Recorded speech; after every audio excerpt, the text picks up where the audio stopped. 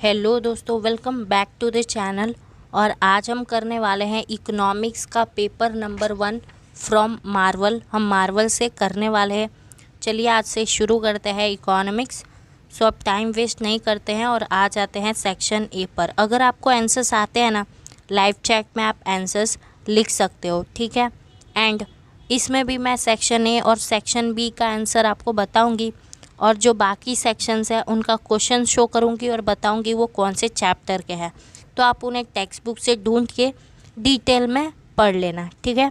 चलिए सबसे पहले एमसीक्यू है। State the type of graph. कितने टाइप के ग्राफ होते हैं? 3 टाइप के होते हैं। Second, in 2014 which country was the first as per HDI? HDI में नंबर 1 कौन था? नॉर्वे था। Third, generally which countries are related with the concept of economic growth? So economic growth कौन से देशों में होता है? जो ऑलरेडी डेवलप्ड हो चुके हैं। Fourth, who give the definition what is accepted universally in exchange of goods और सर्विसेज इज मनी? सो इसका आंसर आएगा रॉबर्टसन। ठीक है। Fifth, when was RBI established? 1935। Sixth, what is the meaning of the word bank? तो ये जो word है bank, इसका मतलब क्या होता है? इसका मतलब होता है स्टॉक ऑफ मनी, ठीक है। ओके, सेवन्थ से स्टार्ट करते हैं। According to the yearly report of 2013 which state of India has the highest percentage of poverty? इनमें से कौन राज्य में सबसे ज़्यादा गरीबी है? कौन से राज्य में? तो सबसे ज़्यादा गरीबी देखने मिलेगी आपको छत्तीसगढ़ में, ठीक है। 8 वाला, in 2015 at an international level how much dollars worth purchasing power per day was fixed to determine absolute poverty? कितना डॉलर फिक्स किया गया था? 1.90 dollars. 9th, which type of unemployment arise due to lack of effective demand? अगर demand बराबर नहीं है तो कौन सा अनएम्प्लॉयमेंट आ जाता है? Cyclical. 10th, what is the marginal productivity of disguised unemployment? So इसका आंसर क्या आएगा? आप बता सकते हो, मुझे बता सकते हो? 0 आएगा। Next, Who was responsible for the introduction of population census for the first time in India? सबसे पहले भारत में किसकी वजह से पॉपुलेशन सेंसस कंडक्ट करा गया था? सो जमशेदजी टाटा जी की वजह से। 12th, a balance of payment has how many account? 2 account, capital account and current account. 13th, when was the implementation of special economic zones done in India? So ये special economic zone हमारे India में कब बनाया गया था? 2000 में, ठीक है। 14th वाला, how much investment is required for tiny industry? जो सबसे छोटी वाली इंडस्ट्री होती है उसके लिए कितना इन्वेस्टमेंट चाहिए? 25 लाख से लेके 5 करोड़ तक, सही है। 15वां, in which year was economic reforms introduce in India? Economic reform कब हुआ था? 1991 में हुआ था, ठीक है। ओके, चलो सेक्शन बी डिस्कस कर ले। Section B, okay, what is meant by graph? Graph मतलब क्या होता है? सो देखो, इसे ग्राफ बोलते हैं, ये तो आपको पता ही होगा। So a graph is a representation of observable data by a way of picture. जब आपके पास कोई डेटा पड़ा हुआ है और आप उसको पिक्चर के रूप में दिखा रहे हो, that is called graph. Fine, okay. What is a data CD? ये CD क्या होता है? डेटा CD क्या होता है?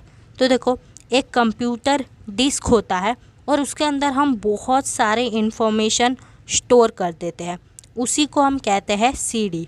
सो इंग्लिश में बोलूँ तो a computer disk which is prepared by storing the huge data or huge statistical data of economics is called data CD, ठीक है। 18. Right the formula of per capita income. Very simple, per capita income का formula क्या होता है? Total national income upon total population. ठीक है। 19th, give the meaning of A commercial bank. Commercial bank का मतलब क्या होता है? सो यूजुअली बोलूँ तो कमर्शियल बैंक भी एक बैंक होती है, लेकिन वो लोग काम प्रॉफिट के लिए करते हैं। आपने सुना होगा ना सरकारी बैंक, तो वो सरकारी होती है, लेकिन जो प्राइवेट बैंक बोलते हैं ना वो कमर्शियल बैंक होता है। ठीक है। सो commercial bank is a bank which provides banking services for profit. ठीक है। Give the full form of RTGS, real time gross settlement. 21, give the meaning of poverty. गरीबी का मतलब बताओ। आपको पता होगा, लेकिन आपको बुक के हिसाब से जाना है। सो अगर बहुत सारे लोग अपनी जो उनकी मिनिमम नेसेसिटी है वो भी पूरी नहीं कर पा रहे हैं, तो आप ऐसा कह सकते हो कि वो लोग गरीब है, और वो जो सिचुएशन है पॉवर्टी की है। इंग्लिश में अगर मैं बोलूँ, so if a larger population is not able to satisfy their minimum basic needs such as food and clothes, that is called poor and that situation is called poverty. सही है। ठीक है। Which depression is called world's great depression. So कौन से depression को world का great depression कहा गया है? तो अमेरिका में एक डिप्रेशन हुआ था 1929 और 30 के बीच में, सॉरी हाँ 1929 से लेके 30, मैं हिंदी में बोल रही हूँ पता नहीं क्यों। सो 1929 से लेके 1930 के बीच में जो अमेरिका में डिप्रेशन हुआ था ना, उसको हम वर्ल्ड ग्रेट डिप्रेशन के नाम से जानते हैं। What is birth rate? Birth rate का मतलब क्या होता है? तो देखो, 1000 लोग हर साल 1000 लोग जितना भी बर्थ देते हैं ना, उसको हम बर्थ रेट कहते हैं। इंग्लिश में बोलूँ तो the number of children born पर 1000 population in a given year is called birth rate. Fine. When was the second 5-year plan started? Second 5-year plan कब शुरू करा गया था? 1956। Okay. What is cash crop? What is cash crop? So the crops grown for income are known as cash crop. मतलब ऐसे crop जिन्हें हम इसलिए उगाते हैं ताकि हमें इनकम हो सके, उसे हम कहते हैं कैश क्रॉप। कहाँ गया? कौन सा कलर लूँ? सही है। What is division of labor? Division of labour क्या होता है? तो देखो, जब हम कोई भी प्रोडक्शन करवाने का काम करते हैं ना, तो हमारे पास बहुत सारे लेबर्स होते हैं, लेकिन हम उनकी एफिशिएंसी को देखते हुए उन्हें अलग अलग जगह पर भेज देते हैं।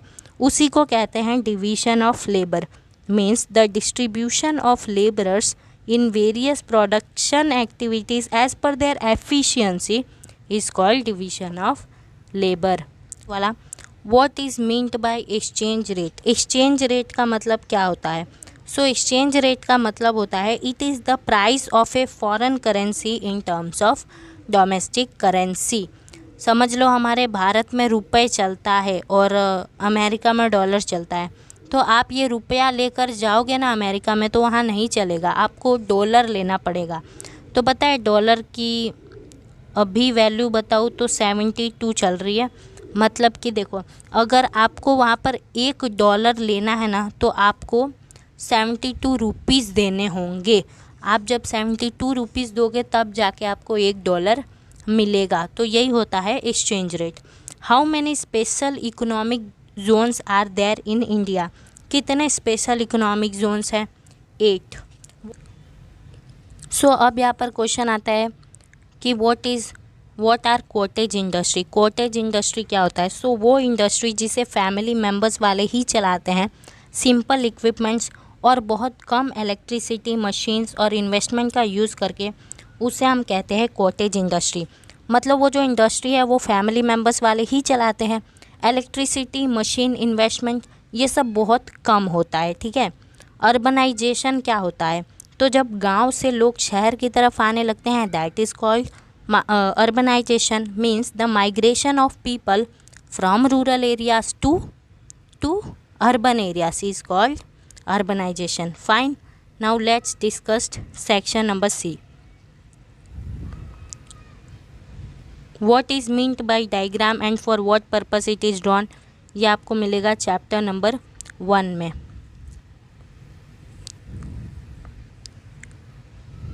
What are the type of diagrams and state the name? Again chapter 1 में आपको ये मिल जाएगा. State the limitation of economic growth, chapter number 2 में आपको ये मिलेगा. What type of change is rise in production, chapter number 2. State the limitation of barter system, chapter number 3. State the characteristics of inflation, chapter 3. How the word bank originate, banking वाला chapter 4th. State the name of qualitative tools of monetary policy, chapter number 4. Explain the limitation of poverty line, chapter number 5.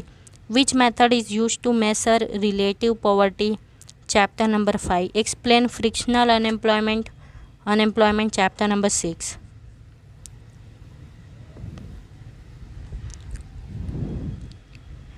When and with what objective Prime Minister Agricultural Irrigation Scheme was started?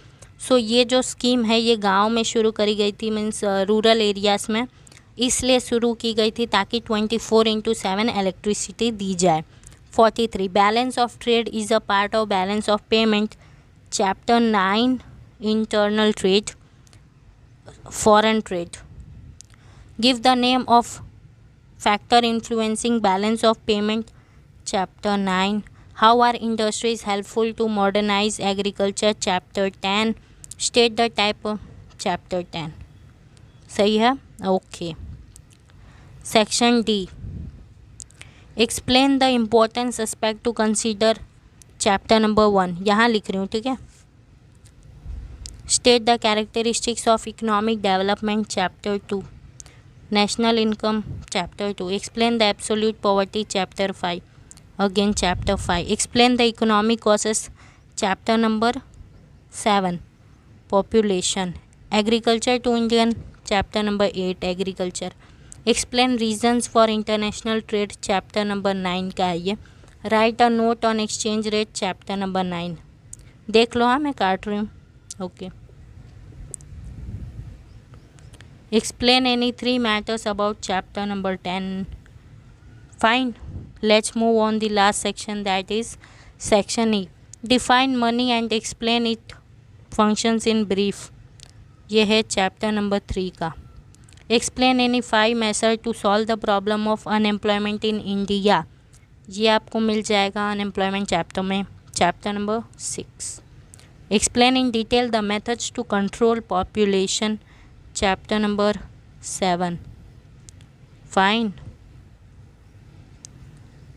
Explain the technological measure to improve productivity in agriculture, chapter number 8. Agriculture. Explain the meaning of migration and negative effect of migration, chapter number 11. Explain negative effect 11. अब इसमें आपको क्या करना है, 63 वाले में graph आपको बनाना है, ठीक है, ग्राफ बनाना है. एंड अगर ब्लाइंड स्टूडेंट्स है तो they have to do analysis, that's it. So ख़त्म होता है हमारा ये पेपर. आई होप आपको अच्छा लगा होगा. इतने सारे क्वेश्चंस बताए हैं, इन्हें याद करने की कोशिश करना बहुत इम्पोर्टेंट है. Thank you so much for watching and इस सेशन को लाइक कर दो और इस चैनल पर फर्स्ट टाइम हो तो सब्सक्राइब कर दो. ऑलरेडी सब्सक्राइब कर रखा है तो थैंक यू सो मच. मैं मिलूँगी कल आपसे एक नई वीडियो में. तब तक के लिए बाय बाय, टाटा एंड आओ जो, टेक केयर.